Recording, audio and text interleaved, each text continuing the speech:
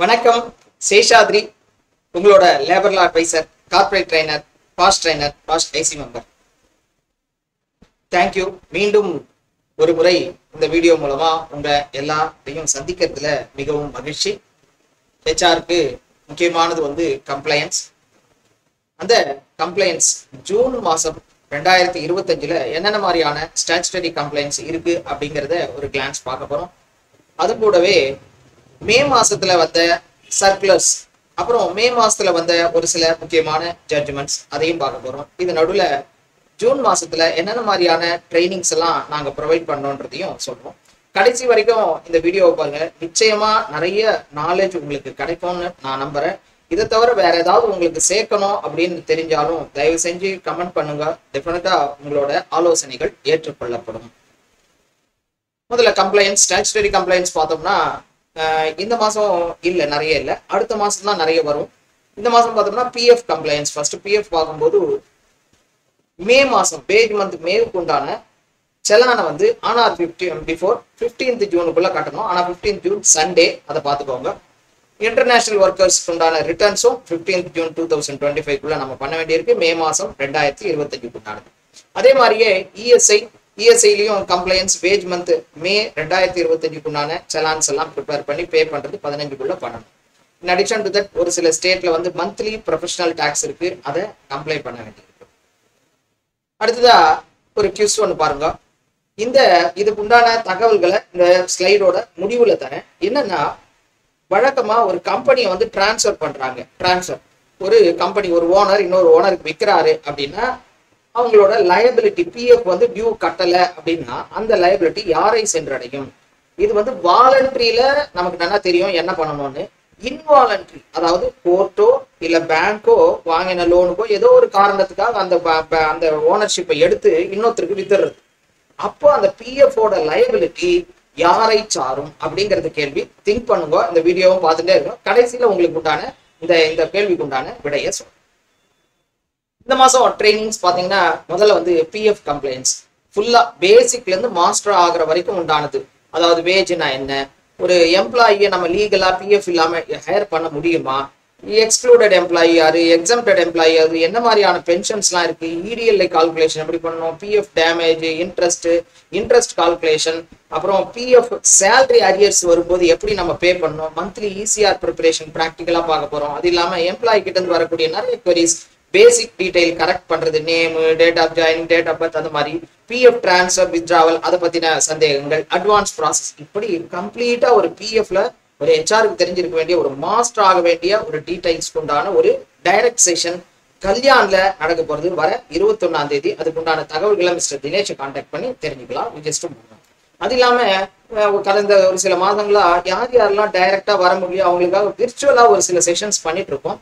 அதுல வந்து இங்கிலீஷ்ல வந்து பேரோல், மாஸ்டர் இன் பேரோல், அதுக்காக ஒரு செஷன் 8ஆம் தேதி, வர 8ஆம் தேதி சண்டே வந்து அது இங்கிலீஷ்ல இருக்க போகுது. இங்கிலீஷ்ல அது பேரோல்ல நம்ம ஸ்டெப் பை ஸ்டெப் ப்ராசஸ் எப்படி பண்ணணும், என்னென்ன ஸ்டாச்சுட்டரி கம்ப்ளைண்ட்ஸ் ரிப்போர்ட்ஸ் என்ன, எல்லாம் கம்ப்ளீட்டா மாஸ்டர் ஆகணும் பேரோல்னா அது கண்டிப்பா பேரோல்ல கரியர் டெவலப் பண்ணா அதுல கண்டிப்பா அட்டன் பண்ணுவோம். அது இல்லாம 22ஆம் தேதி தமிழ்ல ஒரு வெபினார், ஃபுல் டே வெபினார். அது வந்து ஸ்டாச்சுட்டரி கம்ப்ளைண்ட் தகவல்கள் மிஸ்டர் தினேஷை கான்டாக்ட் பண்ணிக்கலாம்.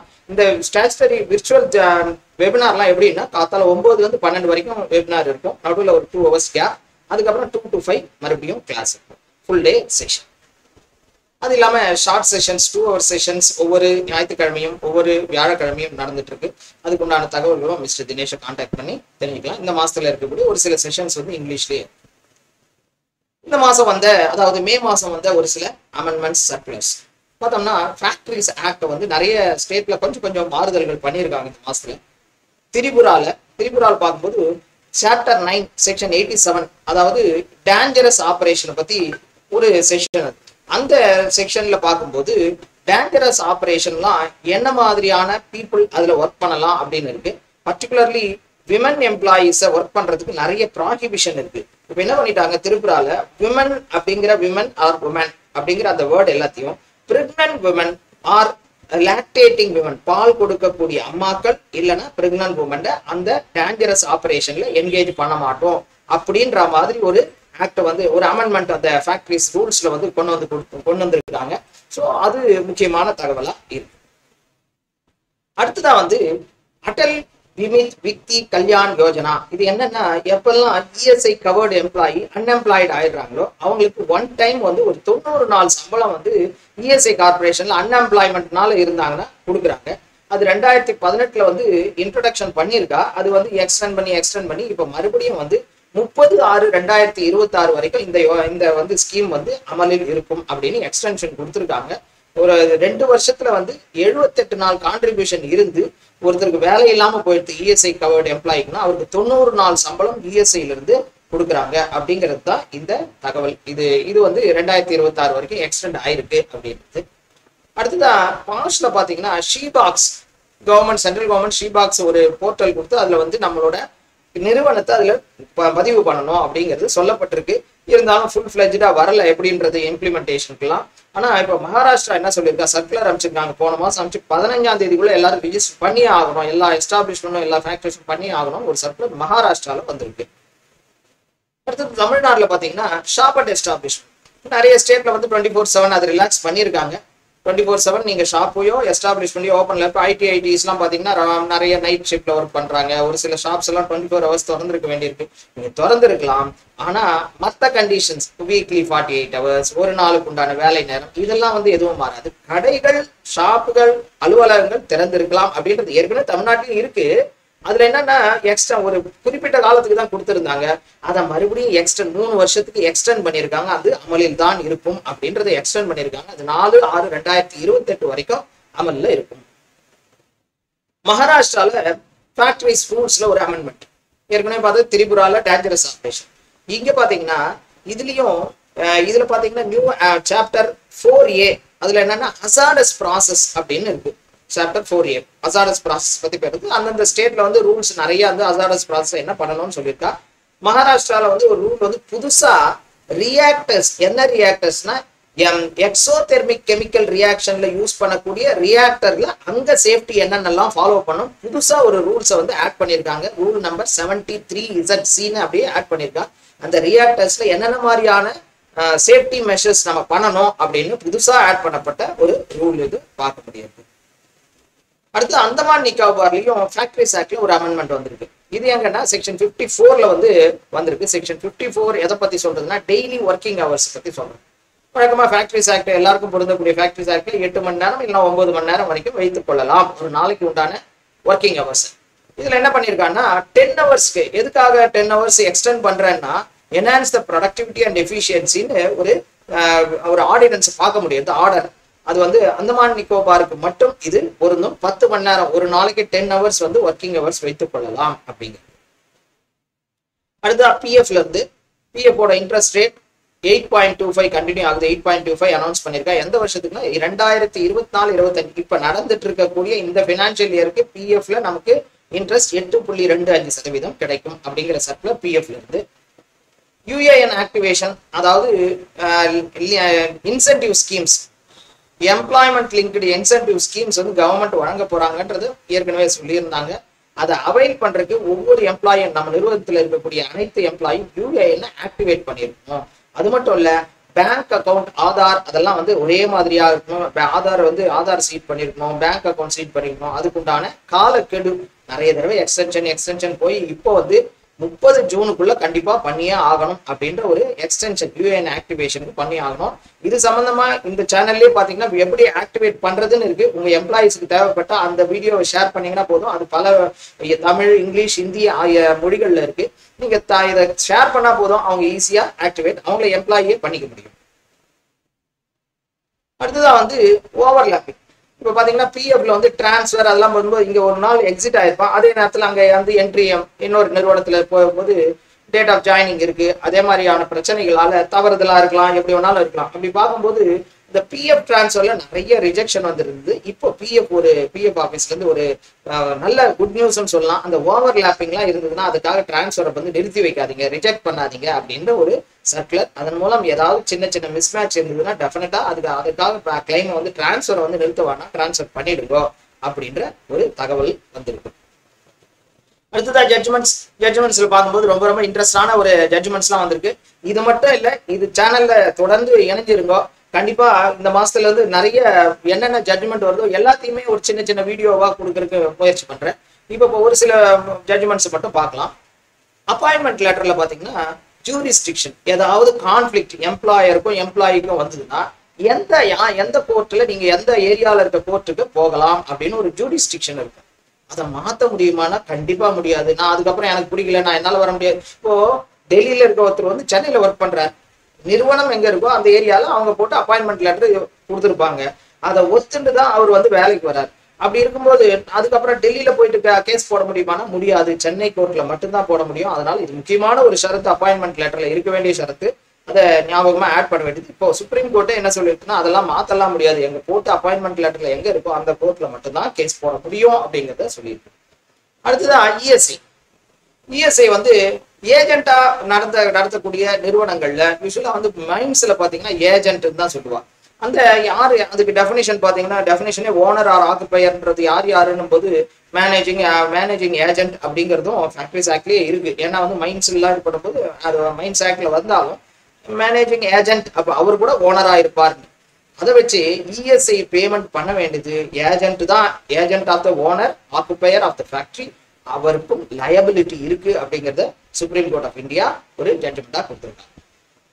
அடுத்ததா பாத்தீங்கன்னா இன்சூரன்ஸ், எம்ப்ளாயி காம்பன்சேஷன் ஆக்ட் இருக்கு. அதுக்கு வந்து எம்ப்ளாயி காம்பன்சேஷனுக்கு இன்சூரன்ஸ் நம்ம கம்பெனிஸ்ல பழக்கமா வந்து எல்ஐசில வாங்கி வச்சிருக்கோம். அப்படி இருக்கும்போது நான் வந்து கொடுக்கறதுக்கு டிலே ஆயிடுது, 30 நாளுக்குள்ள பே பண்ணணும் எம்ப்ளாயி காம்பன்சேஷன்.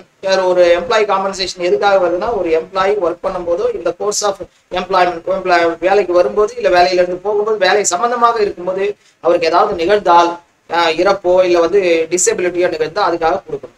அப்படிப்பட்ட அந்த காம்பன்சேஷன் உரிய காலத்துல கொடுக்காமல் தாமதம் ஆயிடுத்து, அதுக்கு வந்து இன்சூரன்ஸ் கம்பெனியை நம்ம கை காமிக்க முடியாது. இன்சூரன்ஸ் கம்பெனிக்கு லைபிலிட்டியே கிடையாது. இன்சூரன்ஸ் கம்பெனிக்கு லைபிலிட்டி என்ன, அவருக்கு கொடுக்க வேண்டிய இன்சூரன்ஸை கொடுக்கல, இன்சூரன்ஸ் மட்டும்தான் லைபிலிட்டி. டிலே ஆனதுனால வரக்கூடிய பெனால்டி இன்சூரன்ஸ் கம்பெனி பே பண்ணாது அப்படிங்கிறது சுப்ரீம் கோர்ட் ஆஃப் இந்தியா ஜட்ஜ்மெண்டா கொடுத்துருக்காங்க. அடுத்ததான் இன்னொரு ஜட்ஜ்மெண்ட் பாத்தீங்கன்னா மெட்டர்னிட்டிக்கு ஒரு எம்ப்ளாயி, ஃபீமேல் எம்ப்ளாயி 3 மாசமா லீவ்ல தான் இருக்காங்க. மெட்டர்னிட்டி ஆயிடுத்து, அதுக்கப்புறமா அவங்க அப்ளை பண்றாங்க. அப்படி அப்ளை பண்ணும்போது இந்த 3 மாசம் லாஸ் ஆப்பு, அதனால அதுக்கு வந்து நான் தரமாட்டேன், பெனிஃபிட் தரமாட்டேன் அப்படின்னு ஒரு எம்ப்ளாயர் ஃபைட் பண்ணும்போது கிடையாது, அப்படிலாம் இல்லை. 3 மாசம் லீவ்ல இருந்தாலும் அவளுக்கு அந்த பெண்ணுக்கு நிச்சயமாக அந்த பெனிஃபிட் கொடுத்தே ஆக வேண்டும் அப்படிங்கிறத கேரளா ஹைகோர்ட் ஒரு ஜட்ஜ்மெண்ட்ல கொடுத்துருக்காங்க. ரொம்ப அற்புதமான ஒரு ஜட்ஜ்மெண்ட். அடுத்த ட்ரெயினிங் ப்ரொபேஷன், இது வழக்கமா நிறைய பேருக்கு வரக்கூடிய ஒரு சந்தேகம். அதை வந்து கல்கட்டா ஹைகோர்ட்ல வந்த இந்த தீர்ப்பு மூலமா நமக்கு மீண்டும் அது வலியுறுத்தப்படுகிறது. என்னன்னா கிராஜுவிட்டி பே பண்ணும்போது எந்த டேட்ல இருந்து பே பண்ணும் சார்? அவர் ட்ரெயினில இருந்தா சார், இதுல இருந்தா நான் புது நம்பர் போட்டேன், அதனால இந்த டேட்ல இருந்து கிராஜுவிட்டி கிடையாது. ப்ரொபேஷன்ல இருக்கிறது சேர்த்துக்கலாமா, சேர்த்துக்கூடாதா? கண்டிப்பா சேர்த்துக்கணும். அதாவது அந்த எம்ப்ளாயி ஆக்ட் அப்ரண்டிஸ் தவிர வேற எந்த மோட்ல ஜாயின் பண்ணியிருந்தாலும் அவருக்கு கிராஜுவிட்டி அந்த ஜாயின் பண்ண டேட்ல இருந்து கொடுத்தே ஆகணும் அப்படிங்கிறத கல்கட்டா ஹைகோர்ட்டும் மறுபடியும் உறுதிப்படுத்தியிருக்காங்க. அடுத்த ESI payment for contract employee. Contract எம்ப்ளாயிக்கு நாம பிரின்சிபல் எம்ப்ளாயர் இஎஸ்ஐ பே பண்ணலாமா அப்படின்னா தாராளமா பண்ணலாம், நம்மளோட கோட்லயே பண்ணலாம். ஆனா மற்ற சரத்துக்கள் சிஎல்ஆர்ஏ பிரகாரம், contract labour and regulation act பிரகாரம் என்னென்னலாம் நீங்க பண்ணணுமோ அதை கண்டிப்பா எல்லாத்தையும் ஃபாலோ பண்ணிட்டு இஎஸ்ஐ வந்து அவருக்கு கோட் இல்லை, நம்ம அங்க ஒர்க் பண்றதே 4 பேர் தான் ஒர்க் பண்றாரு சார் அந்த கான்ட்ராக்டர்ல, அதனால அந்த கோட்ல நான் வந்து அவங்களுக்கு உண்டான இஎஸ்ஐ நான் கட்டுறேன்னா கட்டலாம் அப்படிங்கிறது சொல்லியிருக்கு. பிரின்சிபல் எம்ப்ளாயருக்கு லைபிலிட்டி இருக்கு அப்படிங்கிறது தான் மத்திய பிரதேஷ் ஹைகோர்ட் நமக்கு தீர்ப்பா கொடுத்துருக்காங்க. அடுத்ததா ஒர்க்மேன் ஒரு டொமஸ்டிக் என்கொயரி நடக்குது. ஹெச்ஆர் வந்து மேனேஜ்மெண்ட் ரெப்ரஸன்டேட்டிவா வராரு. அந்த ஒர்க்மேன் என்ன சொல்றாரு, நான் லாயரை கூட்டின்னு வருவேன். ஏன், அந்த ஹெச்ஆர் மேனேஜர் எப்படி இருக்காரு, அவர் லாயரையா, எல்எல்பி படிச்சிருக்கார், அதனால நான் வெளியில இருந்து ஒரு லாயரை ஹையர் பண்ணிட்டு வருவேன் அப்படின்னு வாதம் செய்ய அதை வந்து கல்கட்டா ஹைகோர்ட் தீர்ப்பு வந்து கிடையாது, பண்ண முடியாது அப்படின்னு கொடுத்துருக்கு. இவர் எல்எல்பியா இருந்தாலும் இவர் வந்து கோர்ட்ல பிராக்டிஸ் பண்ற லாயர் கிடையாது. அதனால நீ கோர்ட்ல பிராக்டிஸ் பண்ற இன்னொரு லாயரை வந்து கூப்பிட்டு வந்து டொமஸ்டிக் என்கொயரிக்கு அப்பியர் ஆக முடியாது அப்படின்னு ஒரு தீர்ப்பு கொடுத்துருக்காங்க. அடுத்த ஆஃபர் லெட்டர். நிறைய பேர் நம்ம வந்து வேலைக்கு எடுக்கும்போது ரெக்ரூட்மெண்ட் முடிஞ்சோடனே எல்லாம் செலக்ட் ஆகிட்டா ஆஃபர் லெட்டர் கொடுப்போம். ஆஃபர் லெட்டர் கொடுத்தா அந்த ஆஃபர் லெட்டர்ல அக்னாலஜ்மெண்ட் வாங்கினா மட்டும்தான் அந்த கான்ட்ராக்ட்ன்றது பிகின் ஆகுது, அதாவது ஆரம்பமாகுது. அவன் சைனே பண்ணல, கேண்டிடேட் சைனே பண்ணல அப்படின்னும் போது அது வந்து அந்த கான்ட்ராக்டே பிகின் ஆகல. ஆஃபர் லெட்டர் மட்டுமே வந்து எம்ப்ளாய்மெண்ட் கிடைச்சது அப்படின்றதுக்கு ப்ரூஃப் கிடையாது. 2 பேரும் சைன் பண்ணா மட்டும்தான் அந்த கான்ட்ராக்ட் உறுதி ஆகுறது அப்படிங்கிறதையும் சொல்லப்பட்டிருக்கு இந்த ஜட்ஜ்மெண்ட்ல. இது மத்திய பிரதேஷ்ல வந்து ஜட்ஜ்மெண்ட். மேலும் ஒரு சில ஜட்ஜ்மெண்ட்லாம் இருக்கு, அதெல்லாம் வந்து நியூ கோர்ஸ்ல தனித்தனி வீடியோவா சொல்றேன். இதுலயே இணைஞ்சிருங்க, நீங்க பார்க்கும்போது உங்களுக்கு நிறைய கிடைக்கும். சூஸ் பார்த்தோம். பிஎஃப் அதாவது ஒரு ஓனர்ஷிப் இன்வாலன்ட்ரி கோர்ட் மூலம் தீர்ப்பினாலேயோ இல்ல பேங்க்ல இருந்து ஜப்தி பண்ணி அதை டிரான்ஸ்ஃபர் ஆகும் ஏலம் விடுறது மூலமா அந்த கம்பெனி வேற ஒருத்தருக்கு போயிடுதுன்னா, அப்படி போகும்போது அந்த லைபிலிட்டி பிஎஃப் முதல்ல வச்சிருந்த ஓனர் பே பண்ணாத அந்த லைபிலிட்டி புதுசா வரக்கூடிய அந்த ஓனருக்கு போகாது. ஏன்னா செக்ஷன் 17B பாருங்க பிஎஃப் ஆக்ட்ல பார்க்கும்போது லைபிலிட்டி எப்போ வந்து அது கூட டிரான்ஸ்ஃபர் ஆகும்போது எப்படி இருக்குமா, லைபிலிட்டி சேல் பண்ணாவோ ஒரு கம்பெனியை கிஃப்டா கொடுத்தாலோ லீஸு கொடுத்தாலோ லைசன்ஸ் கொடுத்து பண்ணாலோ அப்போ வந்து டிரான்ஸ்ஃபர் பண்றவர் டிரான்ஸ்ஃபரை ரிசீவ் பண்ணிக்கிறவர் ரெண்டு பேருக்குமே லைபிலிட்டி இருக்கு அப்படின்னு சொல்லியிருக்கு. ஆனா அது எதுல, வாலண்டரி டிரான்ஸ்ஃபர்ல மட்டும்தான், இன்வாலண்டரி டிரான்ஸ்ஃபர்ல கிடையாது அப்படிங்கிறது. ஸோ இது வரைக்கும் பார்த்ததுக்கு ரொம்ப நன்றி. மீண்டும் ஒரு நல்ல வீடியோவில் உங்களை சந்திக்கிறேன். இதுல ஏதாவது உங்களுக்கு கமெண்ட் இருந்ததுன்னா தயவு செஞ்சு கமெண்ட் பண்ணுங்க, நிச்சயமா அதையும் இன்க்ளூட் பண்ணிக்கிறேன். தேங்க்யூ. எல்லா ஹெச்ஆருக்கும் இதை ஷேர் பண்ணுங்க.